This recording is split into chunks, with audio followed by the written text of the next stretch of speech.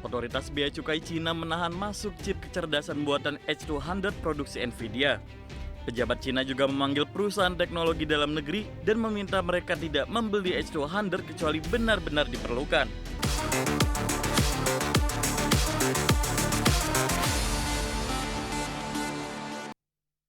Pemirsa, otoritas Bea Cukai China menahan masuk chip kecerdasan buatan H200 produksi Nvidia. Ya, langkah ini dinilai sebagai larangan sementara di tengah ketegangan teknologi antara China dan Amerika Serikat. Otoritas Bea Cukai Cina menahan masuk chip kecerdasan buatan H200 produksi Nvidia. Pejabat Cina juga memanggil perusahaan teknologi dalam negeri dan meminta mereka tidak membeli H200 kecuali benar-benar diperlukan. Menurut beberapa sumber menyebut, bahasa yang digunakan pemerintah sangat keras sehingga kebijakan ini pada dasarnya merupakan larangan sementara.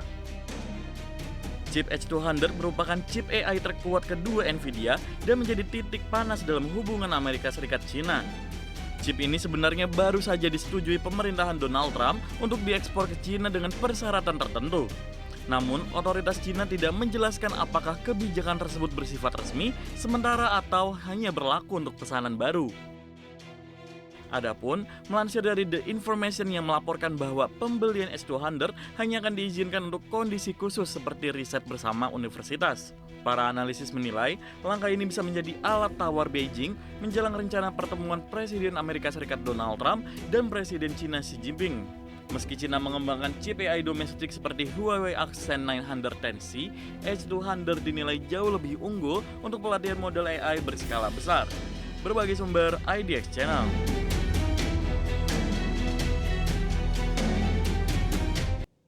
Pemirsa, Amerika Serikat mengizinkan Nvidia untuk mengekspor chip H200 ke China dengan sejumlah persyaratan yang ketat.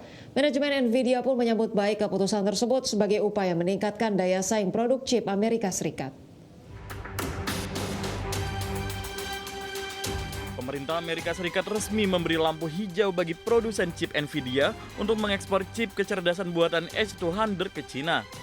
Namun demikian, izin tersebut diberikan dengan serangkaian syarat yang ketat. Kebijakan ini berpotensi mempercepat pengiriman chip tersebut ke Cina di tengah kekhawatiran soal dampaknya terhadap keamanan nasional Amerika Serikat.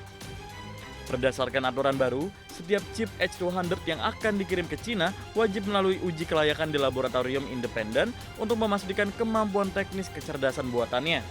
Selain itu, porsi pengiriman ke Cina dibatasi maksimal 50% dari total penjualan chip Nvidia ke pelanggan di Amerika Serikat. Nvidia juga harus memastikan ketersediaan chip H200 di dalam negeri Amerika Serikat tetap mencukupi. Sementara, pembeli dari Cina diwajibkan menunjukkan prosedur keamanan yang memadai dan dilarang menggunakan chip tersebut untuk kepentingan militer. Nvidia menyambut positif keputusan ini.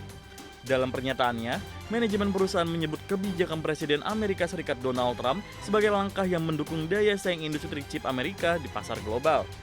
Berbagai sumber IDX Channel.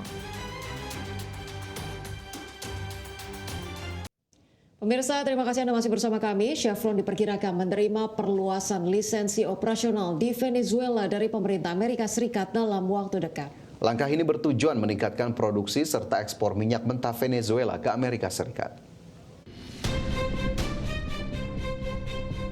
Chevron diperkirakan menerima perluasan lisensi operasional di Venezuela dari pemerintah Amerika Serikat dalam waktu dekat. Menurut beberapa sumber, Chevron disebut menjadi salah satu perusahaan yang berpeluang mendapat persetujuan pemerintah Amerika Serikat untuk kembali berbisnis di Venezuela, di mana sejumlah perusahaan minyak dan penyuling Amerika Serikat tengah mencari akses minyak Venezuela menyusul penangkapan Presiden Nicolas Maduro oleh pasukan Amerika Serikat. Selain Chevron, Marathon Petroleum dilaporkan tengah berdiskusi dengan pemerintah Amerika Serikat untuk menerima minyak mentah Venezuela bagi kilang-kilangnya. Valero Energy serta pedagang global Mercuria dan Glencore juga disebut telah mengajukan pembicaraan serupa. Namun hingga kini pihak Marathon, Valero, Mercuria, dan Glencore belum memberikan tanggapan resmi. Adapun Chevron saat ini menjadi satu-satunya perusahaan minyak besar Amerika yang memproduksi minyak mentah di Venezuela. Produksi Chevron mencapai sekitar 240.000 barel per hari melalui usaha patungan dengan BUMN Venezuela, PDVSA. Melansir dari Reuters, perluasan lisensi dapat memungkinkan Chevron meningkatkan ekspor, bahkan memperdagangkan sebagian minyak PDVSA jika diizinkan, seiring saham perusahaan yang telah naik hampir 9% sejak perubahan pemerintahan di Venezuela. Berbagai sumber, IDX Channel.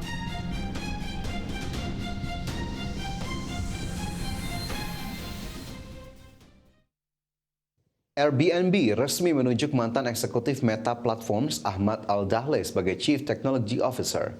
Penunjukan ini dilakukan seiring strategi Airbnb memperkuat pemanfaatan kecerdasan buatan dan personalisasi layanan pada 2026. Airbnb resmi menunjuk Ahmad Al-Dahle sebagai Direktur Teknologi atau CTO. Ahmad sebelumnya memimpin pengembangan generatif AI di Meta serta mengawasi tim di balik model open source lama. Ia resmi bergabung pada Rabu 14 Januari 2026 dan akan membawahi tim engineering serta data science Airbnb. CEO Airbnb Brian Chesky menyebut Ahmad sebagai salah satu pakar AI terkemuka di dunia. Penunjukan ini menjadi bagian dari strategi Airbnb untuk meningkatkan pengalaman pengguna melalui integrasi teknologi AI. Perusahaan menilai penguatan teknologi krusial di tengah persaingan platform perjalanan dan sewa properti global. Adapun Ahmad Al-Dahle menggantikan Ari Baloh yang mengundurkan diri sebagai CTO pada Desember 2025 setelah 7 tahun menjabat. Ahmad tumbuh besar di Kanada dan menempuh studi teknik komputer di University of Waterloo. Ia mengawali karir hampir 17 tahun di Apple sebelum bergabung dengan Meta pada 2020. Berbagai sumber, IDX Channel. Pemirsa, Meta bersama dengan mitra manufakturnya EssilorLuxottica mempertimbangkan peningkatan besar produksi kacamata pintar Ray-Ban, di mana langkah ini diambil untuk menjawab permintaan pasar yang terus meningkat terhadap perangkat wearable berbasis kecerdasan buatan. Meta dan EssilorLuxottica dikabarkan tengah mempertimbangkan untuk mengadakan produksi kacamata pintar Ray-Ban. Menurut laporan Bloomberg pada Rabu 14 Januari 2026, kapasitas produksi ditargetkan meningkat menjadi 20 juta unit per tahun. Peningkatan produksi dinilai sebagai respon atas permintaan pasar yang semakin kuat.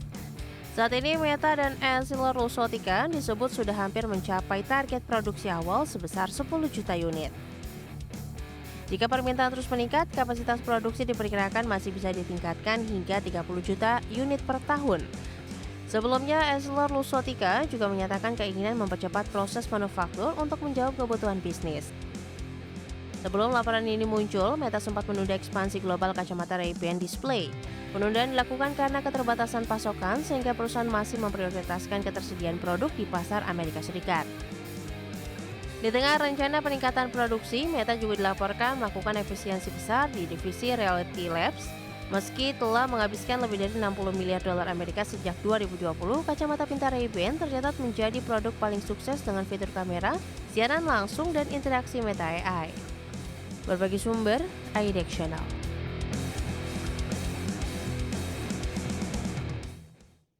Presiden Nintendo Shuntaro Furukawa menyatakan kenaikan harga RAM global saat ini belum berdampak langsung pada kinerja keuangan perusahaan. Iya, namun Nintendo tetap mengawasi perkembangan biaya komponen di tengah ketidakpastian ekonomi global. Presiden Nintendo Shuntaro Furukawa menyebut kenaikan harga RAM secara global belum memberi dampak langsung terhadap pendapatan perusahaan. Pernyataan ini disampaikan dalam wawancara yang dilansir PC Make pada Rabu 14 Januari 2026.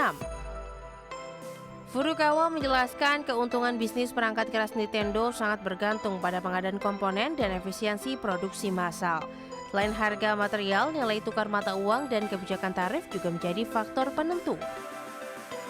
Saat ditanya soal potensi kenaikan harga konsol, Nintendo belum memberikan kepastian. Hingga saat ini, harga Nintendo Switch 2 masih dipertahankan sejak April tahun lalu sambil memantau kondisi pasar. Furukawa menyatakan kebijakan dasar Nintendo adalah mengakui tarif sebagai biaya dan meneruskannya ke harga sebisa mungkin. Kebijakan ini berlaku tidak hanya di Amerika Serikat tetapi juga pasar global. Nintendo saat ini berupaya menjaga momentum perangkat baru di tengah resiko ekonomi dan kenaikan biaya komponen. Sejumlah analis menyarankan konsumen mempertimbangkan pembelian lebih mahal mengingat pesaing seperti PlayStation dan Xbox sudah menyesuaikan harga. Berbagi sumber, iDeck Channel.